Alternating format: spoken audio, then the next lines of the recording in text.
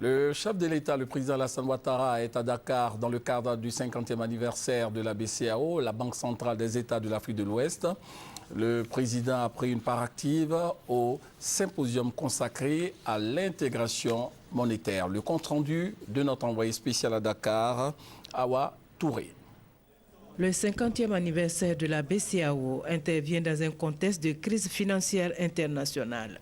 C'est dans ce cadre que l'Institut d'émission, commun aux 8 États membres de l'UEMOA, a choisi d'organiser à cette occasion un symposium sur le thème « Intégration monétaire et mutation du système financier international, défis et perspectives ». Il s'agira d'analyser les évolutions de la réflexion économique et financière et des pratiques des banques centrales.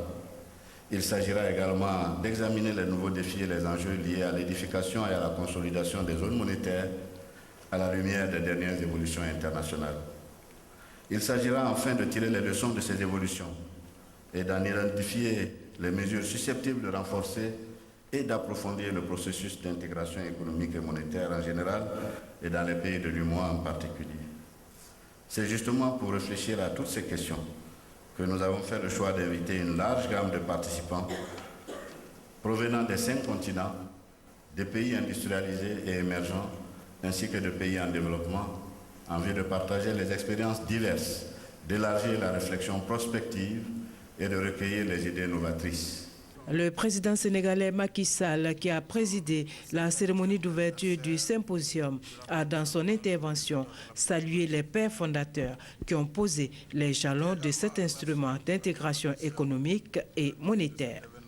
Le thème du symposium, intégration monétaire et mutation du système financier international, nous offre ici l'occasion d'échanger entre autorités politiques, communautés scientifiques et banquiers centraux sur l'actualité du monde économique et financier ainsi que sur les évolutions intervenues ces dernières années dans le fonctionnement des unions monétaires et le métier de banquier central.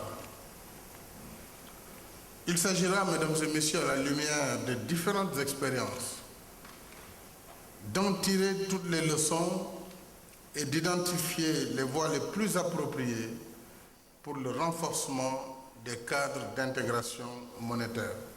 Pendant 2 jours, 19 banques centrales et plus de 200 spécialistes des banques centrales, de la finance, du monde universitaire et des décideurs vont évaluer l'efficacité d'une politique monétaire dans un environnement de crise et rechercher les moyens de financement adéquats des économies dans un contexte de mutation des systèmes financiers.